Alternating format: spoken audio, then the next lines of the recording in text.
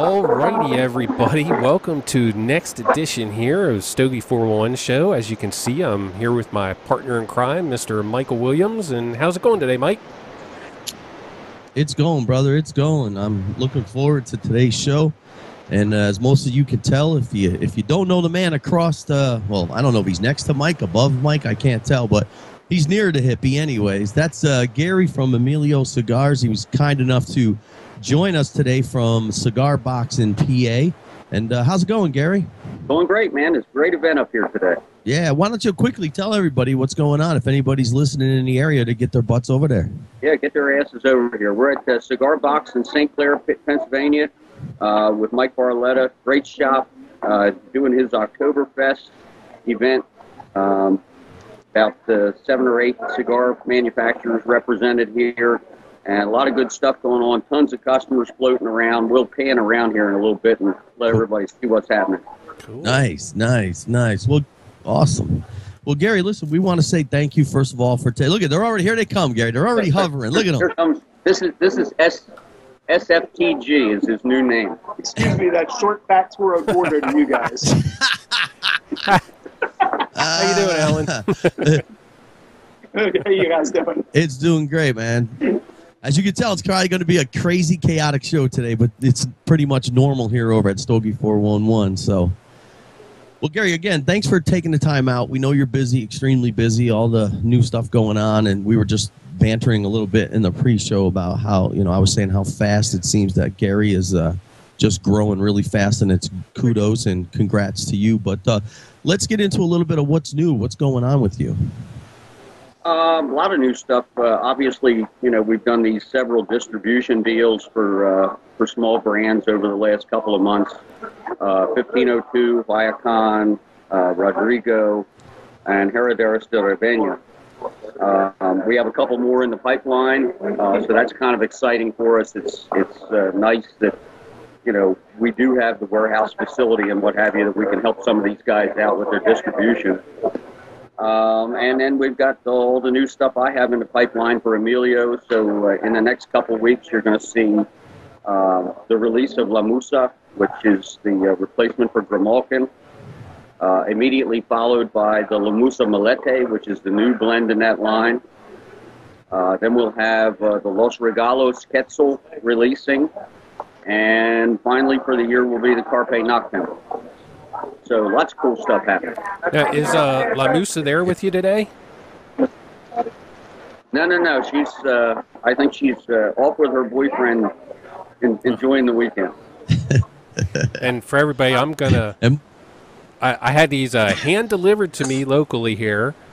Going to smoke one of the Suave, which, in all honesty, I've smoked every one of your cigars so far, I think, except I don't think I had the... is it the Drag? Is that how you pronounce it? Drake. Drake, let me I don't think yeah. I've smoked the Drake yet.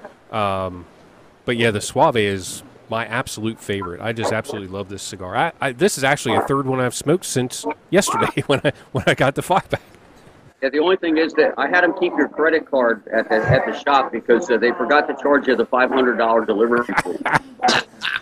Nice. Wait till your wife finds that one out. Your ass is in trouble, brother. She's toast. Oh, man. Look, here we go. Some more characters. look. Here we go. These crazy people. Look at that, huh? Who do we got here? Live? That's live. That's live, brother. You are live. We got Oliva and Rocky Patel kisses here going on. So if your wife doesn't know where you are, you better get out of the camera way. Where the body? You tell them anybody is here, right? That's right. That's right. Yeah, Place to be. it's the place to be. It's a tough place to be. Well, we're going to Gary's going to take us on a tour a little while and check everything out. Yeah, well, see you guys. Thanks. It's going to be nuts today, I'm telling you. you're going to have this all It's going to be afternoon. crazy. That's all right. That's great. That's what we like. Now, Gary, tell us, now we had you on before, but just in case people weren't around then, give us just a short little snippet background of how you got started making your own cigar from being in the cigar business for a while now, I guess, from running the stores, the cigar aspect. Well, as anybody who's been in the business any length of time knows, you run into an awful lot of really wonderful people. And I began traveling to Central America more just to learn about tobacco than anything else. I just, had this passion for knowledge about it. And the more time I spent down there and the more I learned, I just finally had the opportunity one day. I was in a factory with A.J. Fernandez, and he basically looked at me and says, you know your tobacco, how come you're not making cigars? And one thing led to another, and boom, off we went. So we've had the great pleasure of working in great factories with wonderful people. There's a couple new factories we'll be producing cigars in over the course of the next several months. And as they're comfortable with it, we'll disclose what the factories are. But, just a lot of great friends in the industry have given us a lot of help, and certainly that's made it easier for us to accomplish a lot of what we've done. Nice. Well, Gary, why don't you, this seems to be the new thing we've been doing, and people in the chat room and who watch our video, they kind of like it and they're interested. Kind of give us you got so much going on, but give us a day in the life of Gary. What's it like? What's your average day like? What do you do? Well, during the day, I usually stay out of the sunlight so I don't sparkle. But a typical day for me is pretty much up about 3:30, 4 o'clock at the latest. Catch up on social media, run reports for the stores. By about 8 a.m., we're corresponding with our sales reps all over the country. Our retailers, we do that through most of the day. Talking back and forth with the factories. Typically a dinner break about 5 or 6 o'clock, and then, work until 8, 9 o'clock at night, crash, and start it all over again the next day. Pretty much a nonstop thing. It's, there's a lot to it because we work in so many different factories. It's a lot of correspondence back and forth. You have to deal with the folks that are printing the bands and making your boxes, and you have issues where the opportunity to acquire certain tobaccos come up, and you go ahead and grab that. So we're going to get the whole crowd here. We're going to get the whole crowd. If I didn't know any better, I think they're all vampires. Everybody's wearing sunglasses. Yeah, inside. Somebody's going to pull out garlic. Yeah, of course. Yeah. My posse, man. They're all indoors. They're all hiding from their spouses. That's what they're doing, except for this gentleman who doesn't mind that he gets caught. They're all hiding. That's why they got sunglasses on. Look at it. I think he wants to make out with you. Look at this. Hey, get him a stool in the back, Gary. Get him a stool. He's trying to jump up and get in. He can't. Oh, here we go. Here comes Alan. You got to see this. There we go. The Vampire Slayer. That's a knife. How do you cut your cigar? Yeah. I actually cut a cigar with that thing in Pittsburgh for a guy. Really? Oh, man. Now, let's see. Let's take a question from the chat room. Matt wants to know, how did the move from cigar company to cigar company and distributor come about? As far as doing the distribution and things? Yeah, that's what I'm assuming he's asking. It actually started in a conversation in Texas several months ago with George Rodriguez of Rodrigo Cigars, and his job was keeping him pretty darn busy, and he just wasn't able to give as much time and attention to his retailers and things as he wanted to, and he felt they deserved. And we offered to undertake his distribution for him and sales, just to take that load off his back so he could focus just on brand promotion and what have you. And I think it's worked out nicely for him. I think one of the dilemmas a lot of small guys face, obviously we didn't have this because, we had the luxury of having a huge warehouse facility that's associated with the business I've been with a long time. But a lot of these guys, are one-horse operations. They're working with their factories. They're dealing with all those issues. They're making sales calls. They're on the road, and then they've got to come back with frequency and package up stuff and ship it to their retailers and keep all that caught up. And so, we just have the capacity for folks to take pretty much the entire administrative burden off their hands so that they can stay focused on their brand development and promotion of their brand. And I think it's going to be real helpful for some of the smaller brands. And I think it also, just because of the way we structure the distribution deals, it takes a lot of financial burden off of them. They no longer have to face this roller coaster ride of selling stuff, collecting the money, and then doing their next production. We smooth out their cash flow for them so that they're able to just develop a nice constant plan for how they'll grow their production. And truthfully, I hope, my ultimate hope for these guys is that every one of them at some point calls me up and says, thanks for all the help, but we're big enough, we don't need you anymore. And that's really what I'd like to see. I love to see the small brands growing. So for us, the transition really was an issue of trying to find a way of helping good friends grow their brands that make great cigars. Mm-hmm. And we just want to contribute somehow to that. I had a lot of great help from people in the industry when I started my brand, and I just think you got to pay back. If you get to the point in your life where you can give back and help other people get started and do their thing, then by God, do it. Yep, I agree with you 100%. Now, how are you doing, Gary, nowadays with your brand specifically here, with getting it distributed nationwide? Are you looking at the worldwide picture yet? We're still just in the States at the moment. We're in preliminary discussions with some European distribution partners. And I would suspect that might happen as early as mid-year next year. We'll see how it goes. I actually have a guy on staff that was born in China and speaks fluent Mandarin. He's rather tall for a Chinaman. He's about 6'8". But our intention in the long term with him is perhaps to, he has some long-term business associations over in that neck of the woods, and perhaps let him take over doing some of that. But we're going to grow it as we always have. We're going to, take it baby steps, not try to overreach. We don't ever want to get beyond our production capacity. I think a lot of that will improve here shortly as AJ moves into his new factory, which will give us a tremendous amount of additional capacity. And I see a lot of them going forward.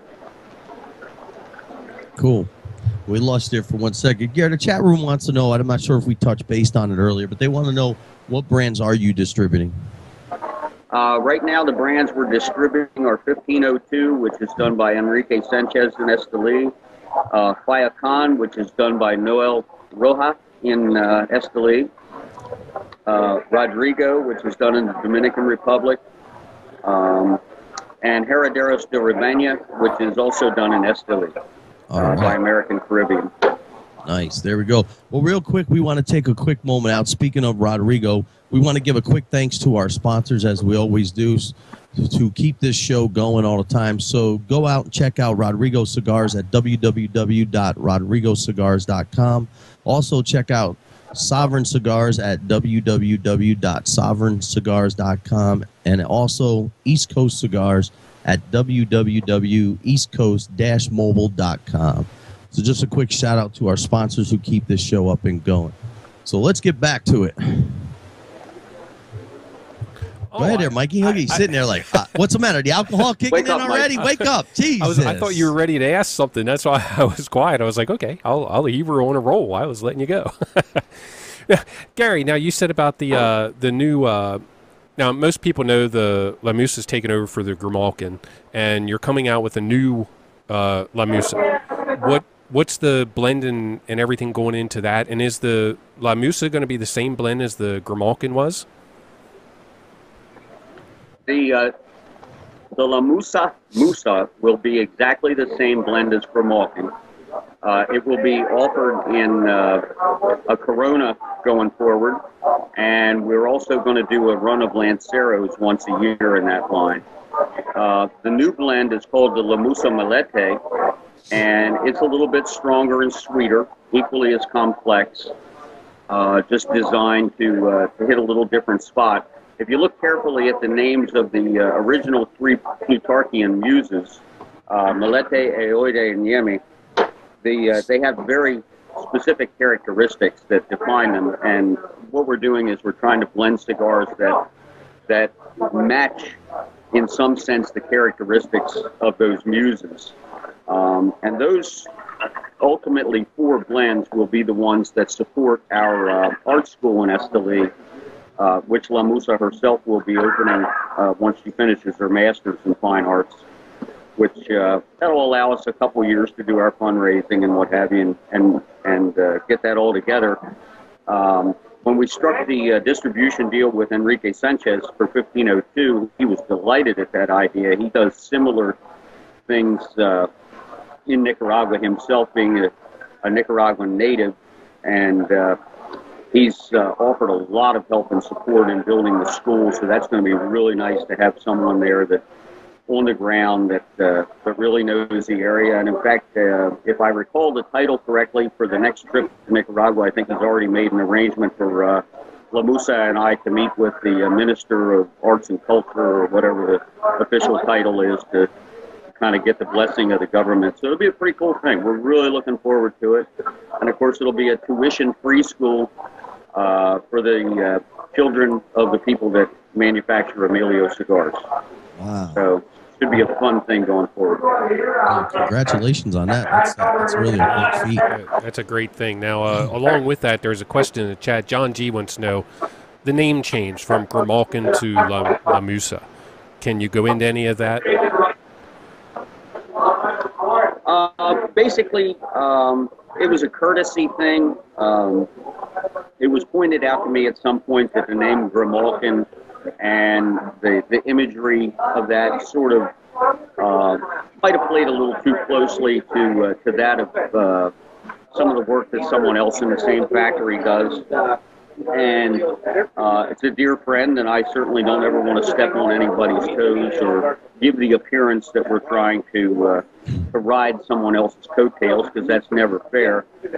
And I decided to make the name change, but had not really determined what the name would be until I posted on my blog that I was changing the name, at which point my dear friend Joe DiEduardo pointed out that I should call it the Muse Dumbass, because that's who you're always talking about anyway. And it seemed to make sense. Never contradict the woman. Yeah. So it was pretty straightforward thing. It was a no pressure thing. It was just, something that was pointed out, and we, it occurred to me that yes, there was the possibility of a perception that we were sort of riding someone else's coattails with that, and certainly we never want to do that or give the appearance of doing it. So the right thing to do. You did the honorable thing. That's right. That's now the good. Well, let's talk. I wanted to say ahead. now the Grimalkin, the ones you didn't pull any out of the stores or anything. Whatever's out there is out there, and they're going to sell until they're gone, right? Whatever's out there is out there. I think actually, as far as availability in our warehouse, I think I'm probably down to my last 8 or 10 boxes of Grimalkin, and then that'll be the end of those, at which point then we'll go ahead and release the La Musa. And there's been a lot of excitement about that. A lot of the retailers have pre-ordered the La Musa, so they'll get it. We'll begin shipping it the first day it's in the country and ready to go. There's a good question in the chat room, actually, from Matt. He said he knows when the Grimalkin came out, Gary, you wouldn't talk about who made it. He said, is that info public now? No. I believe that what will happen at some point is those boxes will begin coming into the country with a factory stamp on the bottom when they're comfortable with doing so. And as we've spoken about before, anytime you're the new boy in town, working with a prestigious cigar factory, obviously they have a reputation to maintain. And I'm perfectly comfortable with they're taking their time, given permission to disclose that until they're fully comfortable with us, and that we're not going to do anything that might reflect badly on them, and it's the right thing to do, and I respect them for asking us to do that. I certainly don't want to do anything that will reflect poorly on that factory. I mean, like I say, I truly think at some point I'll just get a surprise. I'll go to my warehouse when a new shipment arrives and find out that it has that stamp on the bottom, and that's when I'll know it'll be okay. All right. Well, let's talk a little bit. I hope I don't butcher the name. The Drag? Drag, yes. Let's talk a little bit about that cigar. Drag is the Welsh word for dragon, which is the national symbol of Wales. I had intended to do a drag series each year or thereabouts. Those would be our limitados. They would all appear in the drag line, no matter what factory they were made in, what blend they were. It would change with each drag. And several days after I came back from that blending trip, a dear friend of mine who was a native of Wales died in a car accident. So we decided to dedicate that cigar to him. His name was Ken, and so we decided to call it the Drag K in his honor. I know we've taken a little bit of grief about the artwork on the band, and my response to that is every once in a while in life the tough shit rule comes into play. It's my freaking cigar and my band, so deal with it.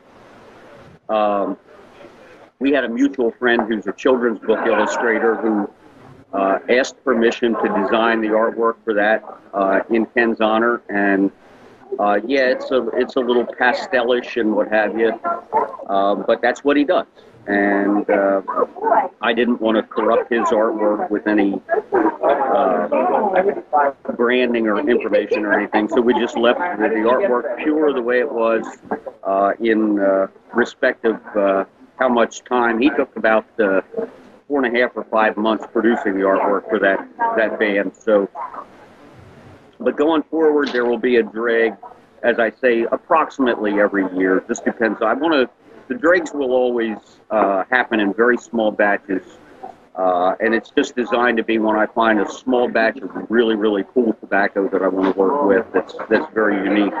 Right. That's where those products will come from. And you did say it will or it won't be from the same farm. Did you say it will change? May not be from the same factory each time. It's possible that drag could come from just about anywhere. Okay. Just depends on whoever has in whatever factory something really, really cool by way of a small batch of tobacco that we choose to work with. Now, are you going to change the band on that every year, or is it always going to be the same dragon? It'll probably change every year. It'll always have some sort of a Welsh dragon type of theme in one way or another. But we'll probably change the artwork every year. Okay. John's asking in the chat room, Gary, and is the Carp Notum, is that in stores yet? Am I butchering that? Carp Notum? Carpe Noctem? Yeah, is that in shops yet? No, it's production of the Carpe is complete. The cigars are resting. Packaging is in production now. We have put a few images out there of what the packaging will generally look like. I'm planning that probably to release just about Christmas. As you're well aware, we're pretty anal about when we release things. The cigars have to be right. Our standard answer to those questions always is the tobacco drives the process. At this stage, I think the cigars need probably another 30 to 40 days before we can begin boxing them and have them ready to come to the country. But I'll know better probably in about 10 days when I come back from Esteli, and I've had a chance to see what stage they're at. I may be able to accelerate that.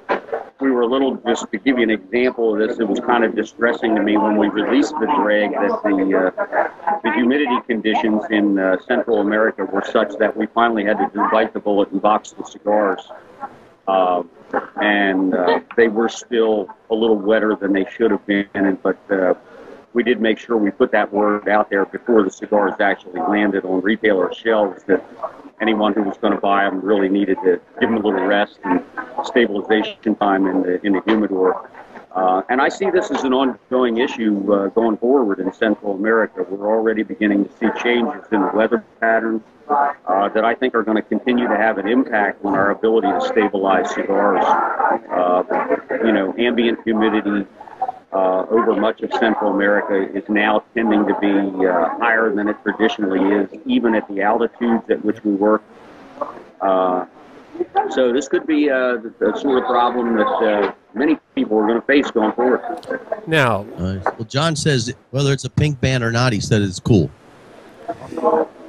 It's cool. It'll be nice when it gets out. It's a pretty powerful cigar. Yeah, well, Go ahead, I'm Mike. curious now with, like you said, and I've heard from other places also about with the humidity concerns and everything down there. Do you see something in the future maybe where you would build basically climate-controlled warehouses to battle this? And if so, do you think it would be cost-effective to bring that process to the United States, or do you think it's still more cost-effective to keep it off the shores of the U.S.? Most of the factories are already responding to this issue by preparing to generate their own power. So that they can climate control their factories. I know AJ's new factory will be a climate controlled factory, and that'll resolve the issue in and of itself. And it probably makes more sense to do all that there than it would to bring the cigars into the country nude in wheels and then do the packaging here, because I think that obviously we all know that would drive the price of the cigars up significantly if those processes had to happen in the States. So I think the factories are all beginning to respond to that issue by preparing for climate control. And I think you'll see more and more of that in all the factories going forward. I know because of the power concerns at certain places where, I mean, you're pretty far out there in some of those those runs and, with generators. Yeah, exactly. And so what's going to happen is people are going to have to begin generating their own power for these large factories, as opposed to relying on the local grid. Drew Estate already does that. They have the capacity to generate their own power when they need to. I know AJ's doing that at his new factory, and I suspect all the other major factories will certainly retrofit to allow for that. Now, here's something totally off the cigar subject on that. What do you? What about those factories in those countries doing something like solar power? I would imagine that could potentially work. I've not studied how easy it would be to do solar power at those latitudes, but certainly it's probably something. Or wind, most of these factories are up in mountainous regions where you could do wind turbines on the ridges and things.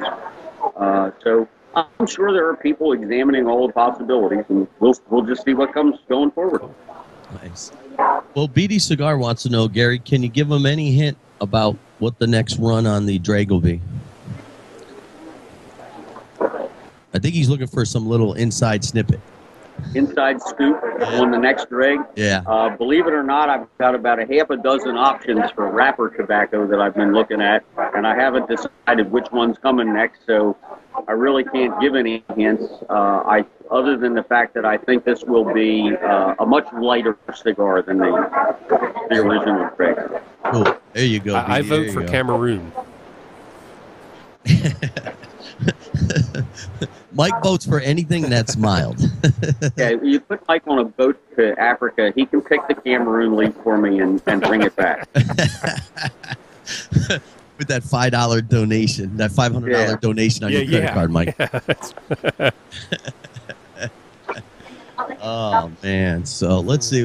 Gary, let's talk a little bit about the Serie H, the Maduro, and the Sumatra. Tell people a little bit about those as well. But which ones? The Serie H, the Maduro, and the Sumatra. Serie H actually were the first two blends I ever did. They come out of the Plasencia factory in Danlí. The Sumatra is a relatively mild cigar, Sumatra wrap with a Connecticut binder. The H Maduro uses a Hamastron Maduro wrapper, and I include a little Costa Rican Maduro in the filler, which is what gives it that nice chocolatiness.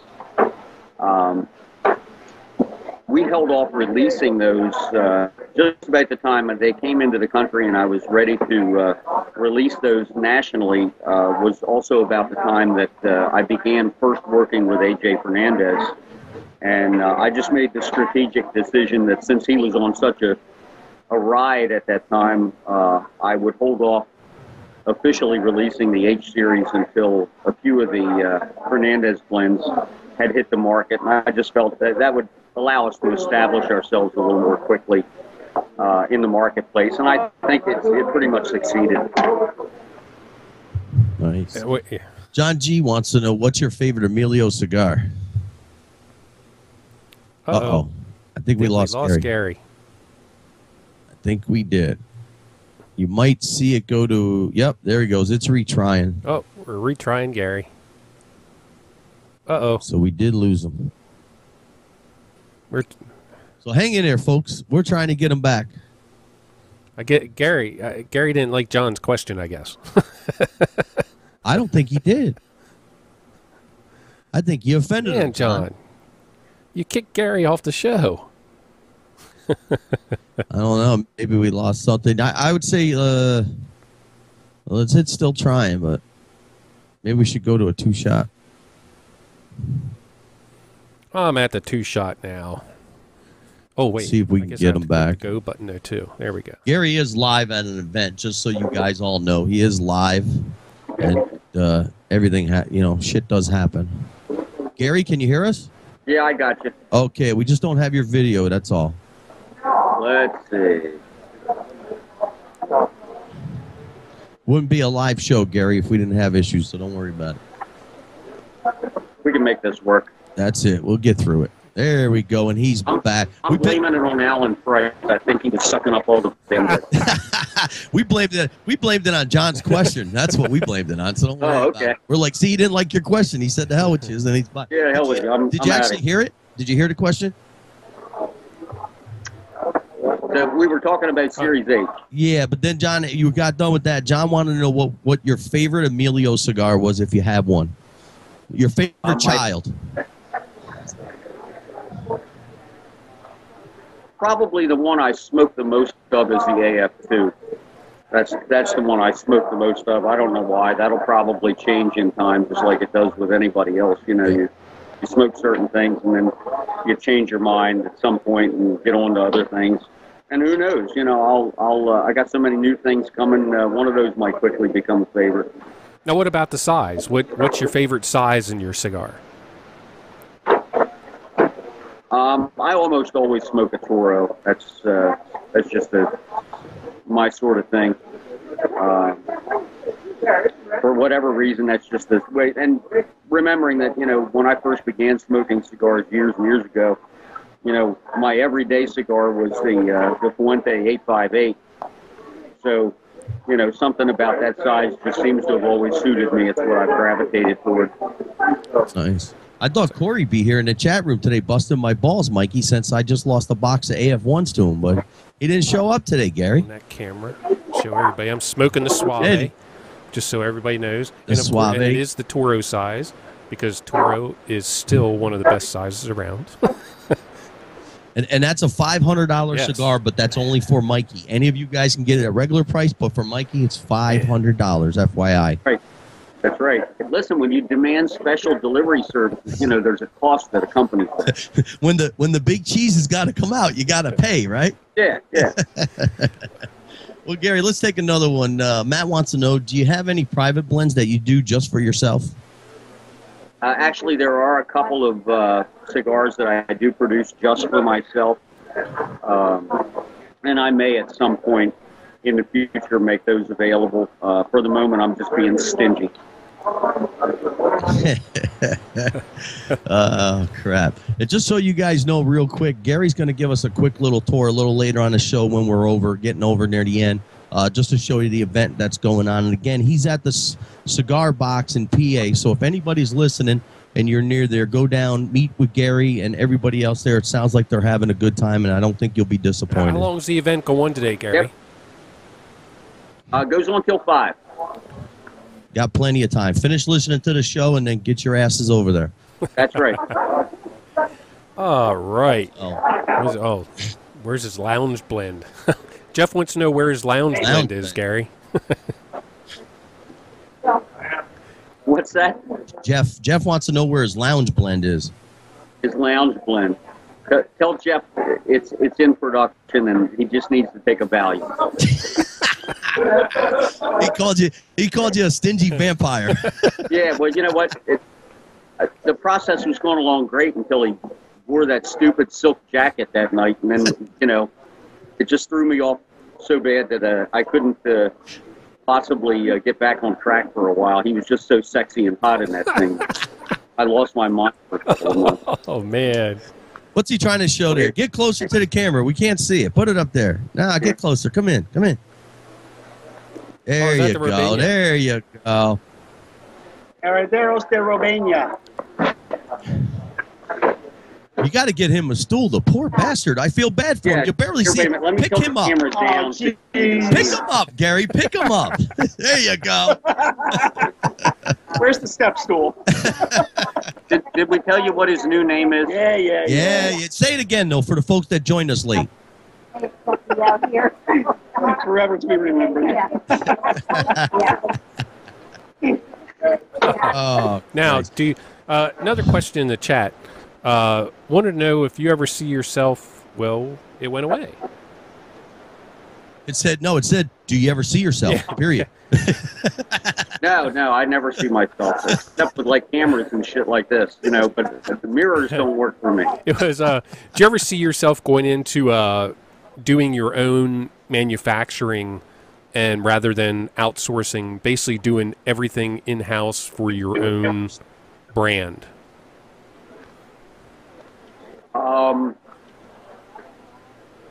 I could certainly see us doing some manufacturing, but I have to tell you that the people that make the cigars we currently make are dear friends, and I'd love to continue working with them.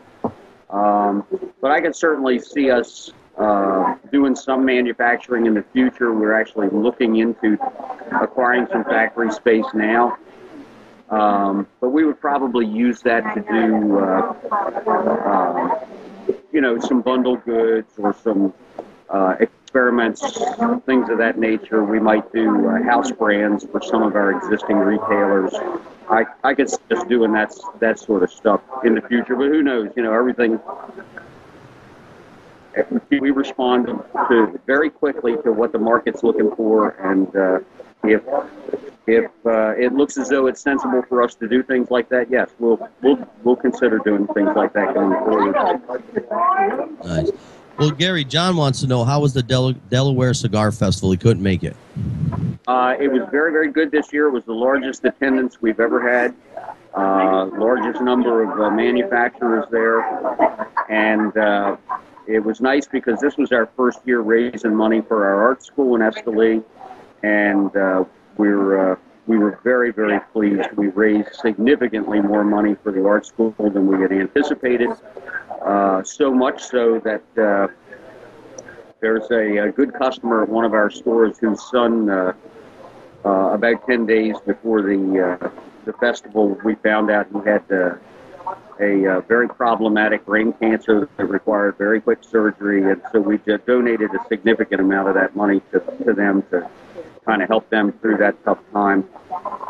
We've got plenty of years to make money for the art school, so La Musa made the executive decision that she was giving some of it away, and that was fine with us. Good. That's nice. That is. Yeah, I wanted to make it over this year and never did. That's over close to Dover Downs, right? Oh. No. It's Delaware Park is actually only about 5-10 minutes from the store where you and I met that day. See, so you could have made it, you damn it. So your lame-ass excuse didn't work. Jeez. And now we know you flunked geography. I'm lucky I can find my way home. Yeah. He ain't kidding either. Gary, tell us who's besides your own, What other cigars? Whose other brand are you enjoying this time?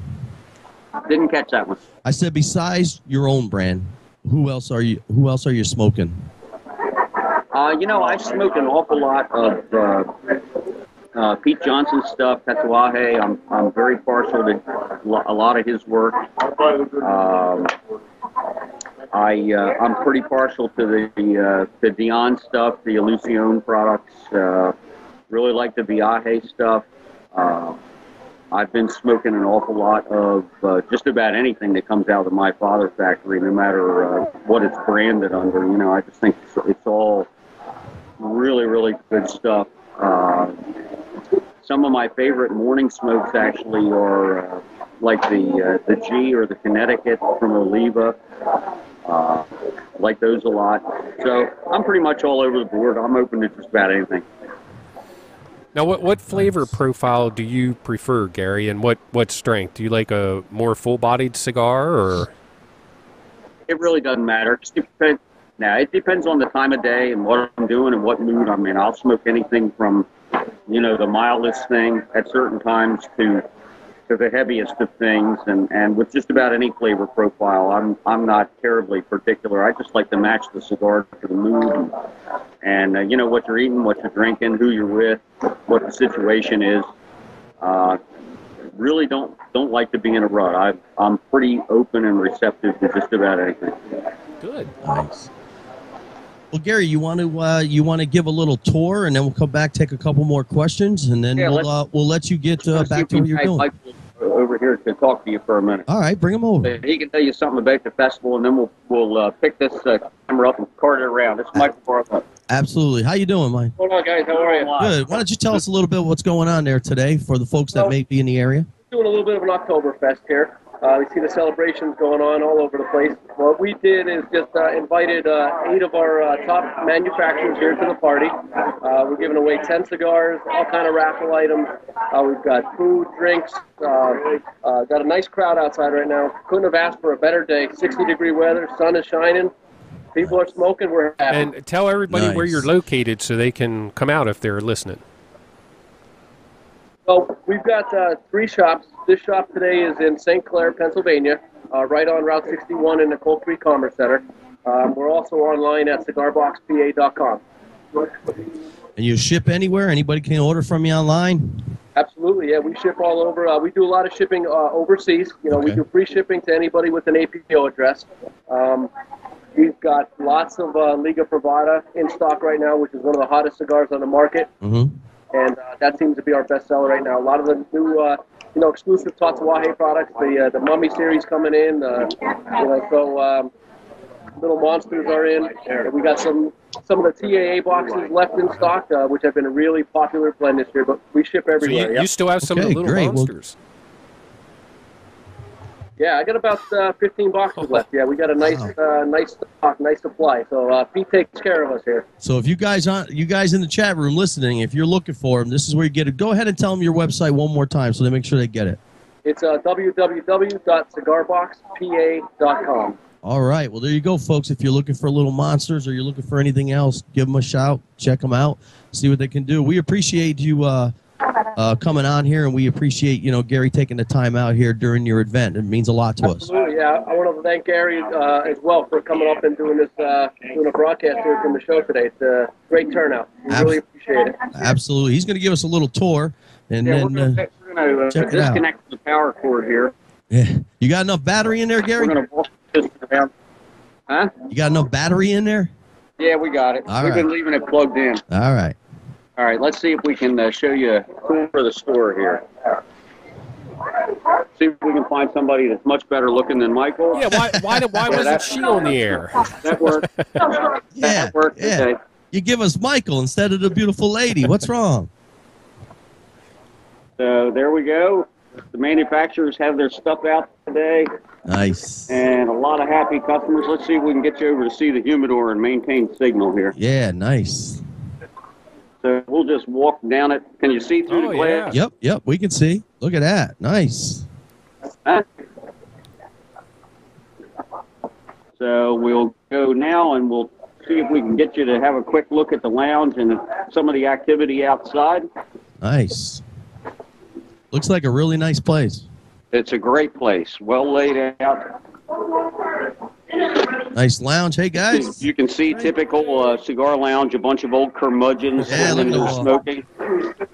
Hey, make sure you guys sign the waiver. And there we have everybody outside. Oh, look at that. Nice. Beautiful day out, too. Absolutely. Howdy, folks. They're like, what the hell is this guy doing with the laptop? Yeah, everybody's like, what the hell's up with the laptop thing? Wait, you guys are on a live podcast here. Hey, guys, enjoy. That's a nice looking shop. Look at that. The last time we had a tour was with Jonathan Drew. Remember that tour? Yeah. He took us everywhere. And some places we didn't want to go. To remember anything after a tour with Jonathan Drew? I remember, but some of it I blocked out of the back of my mind. It was scary. But other than that, I remember it. Sometimes it's a little blurry. Well, Gary, let me ask you this. I'm going to ask you the chat room question. It's a lot milder than the last time we asked you the chat room question. We've toned it down a little bit, but the guys and girls who join us seem to like it. So we're going to put you on your deathbed. And you're on your deathbed. What's the last cigar you're going to smoke?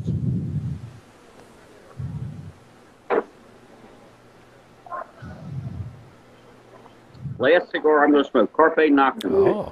Size? Toro. There you go. Wow. If you're gonna go out into the night, you might as well seize it on your way. There you go. That's nice. I like it. Well, Gary, you're very active on Twitter and I believe on Facebook, which we don't follow as much. But I'm going to ask you the blogger question that originated here. How do you feel about bloggers? I hate them. That's the best answer. You know what? You know what? That's the best answer we've gotten yet. I hate you all. I hate everybody. Now, you know what? I had this discussion about a month ago with someone, and I know a lot of people in the industry don't agree with me. But, you know, for a bunch of guys that take their own time, their own money, their own energy, just like you guys are doing, and I don't necessarily just talk about bloggers. I consider everybody that's new media, so to speak, in the same vein, no matter whether it's a podcast or a radio show or whatever. I think it's been a tremendous asset to the industry, and I think we should be much more welcoming to the new media folks. I think it's a shame that we've not been able to find a way to treat them a little more fairly as an industry and give them the respect and recognition they deserve. I just honestly believe that the consumers have come to rely so much on new media sources of information. Not that it's displaced traditional media, but rather it's reached a whole new audience of consumers. And I will repeat something I said a month ago. Quite frankly, anybody in the industry that doesn't get the fact that people such as yourselves are adding a lot of value to the industry are idiots. And so maybe it's time they just went extinct, because, you know, it's a new world. You got to change and evolve if you're going to be successful. And this digging their heels in and not liking people because they're not traditional media, I think is very misguided and misinformed. I honestly believe that we're reaching whole new audiences.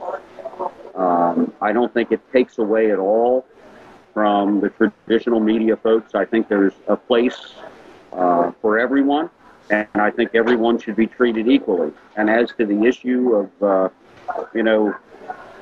should the bloggers at IPCPR be entitled to samples, my response to that's the exact same one I made a month ago. Line them up at my booth, and I'll give them every goddamn thing I make for free. Because, how else do we get the word out there unless people are willing to help us do it, especially when you're a small company like us. who can't afford the expense of more traditional sorts of advertising. You know, anytime a guy's willing to smoke my cigars and give an honest opinion about them, it's okay with me, and I'm happy to hand him a cigar to smoke. And I think everyone else should be equally as happy to do it. Right. Yeah. Nicely put. Wow. Very, very, very. And I know, like Mike says all the time, you know, when we do reviews of cigars, it's our opinion. You know, it's like there's no way that we're going to smoke every single cigar out there and love every single cigar. There's just so much difference in between them, and that's what people have to realize. No, and it's true, and we always, at least, you know, I know we always say whether it was for me or it wasn't, I always say, you need to go try this because you need to judge it for yourself. I'm just giving you my opinion. And again, all it is an honest opinion. And it's truly honest. Whether somebody sends me samples to review, I always tell them, I want you to know I'm going to give you my honest opinion. So if you don't want it, don't send it. And in your case in particular, it works really well because when you say, you know, you're giving your honest opinion and you don't like something, everybody then, you know, in the public knows that you have crappy taste, so it's something they really probably should go try because it's probably a decent stick. You've been on my YouTube page, haven't you? You're that guy. You're that guy who keeps calling me fat and telling me I got no taste. Yeah. That's good. I love my haters. I really do. You gotta have them. You gotta have. Listen, you know, You didn't think I was gonna come on here and take it easy on you guys. Oh hell, that's why we keep inviting you back and back. You think it's because we like your cigars? Nah, it's because of the ball busting. They suck. Come on. Well, Gary, listen, we're near the end, buddy. Is there anything you want to touch base on that we might not have touched base on? Not really. I just, you know, I want to thank you guys for having me on again. It's been a lot of fun, and just as a closing thing, you know, if there is anybody in the area up here around St. Clair, Pennsylvania, we're at the Cigar Box. Come on out and join us, and there'll be free nut kicks and the sword slashes for anybody that shows up. All right. Well, Gary, once again, thanks for taking the time out. It's always fun to talk to you. You're one of the most honest guys I know in the business, and it's really been a pleasure, and we wish you nothing but the best, buddy. Thank you, guys. All right. We'll see you later, Gary. We'll see you soon. Care. All righty. Now we're back here without Gary. Mike, what'd you think? I thought it was a great show. I mean, I like talking to Gary. Not that I don't like talking to other guests that we have, but I really like talking to the guys that are small, who are really developing and growing fast, who really take what we do and what other bloggers or podcast or media, whatever they do, and he really shows the appreciation, and it just makes me feel that, you know what, we are doing something right. So it's nice to hear that every now and then. But yeah, I mean, I'd said it earlier in the pre-show, the guy is growing so fast, it seems, from the last time we had him on. And it's great. It's great to see. But I enjoyed it. I hope everybody in the chat room enjoyed it. Thank you guys for your questions, as always, and your support. Like we always say, without you guys coming on, there's no show. So what do you think? Oh, Mike? yeah, I really like talking to Gary. It was great meeting him. I got to go over to his flagship store when the wife and I head down to Chicoteague on vacation. And it's nice because now, I never really wanted to go down there because I'm not a beach person, but now it's like every time she wants to go, it's like, yeah, let's go. We'll just stop on the way. It's like halfway in between, you know, from here to there. So, yeah.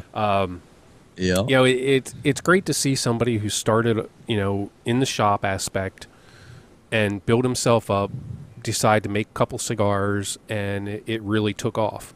And, you know, I agree 100%, you know, and I'm not saying this because I'm biased or anything else, but I really think with the bloggers and everybody else, that's how I get most of my information. And that's how I've always gotten all my information. Not all, but most. You know, you can get a print magazine once every couple months, and it'll have the new information in it. But by that time, most of the blogging community has already covered it. So you at least have a little bit of knowledge about it. And that's the one thing I like about, you know, what bloggers do. And, you know, our show's the best. So, you know. Of course we're going to say that. But anyways, well, listen, folks, the next show is going to be October 27th with Ronaldo Cigars. I won't be here. Matt, you don't know that yet, but I won't be here. I have a family commitment I have to attend to, but Mike and hopefully Matt will be here to take care of the show. Again, thanks everybody in the chat room, and we're going to let the contest for the bobblehead run one more week. So if you haven't gone over to Stogie 411 on the episode with Barry Stein from Miami Cigars, we are giving away a Nestor Mirandez bobblehead. You got to leave a comment, so get your butts over there. Leave a comment. We're going to let it go one more week, and then we're going to pick a winner. So that's all I got, brother. So everybody, thank you again from the bottom of my heart. Appreciate it, and we'll see you soon.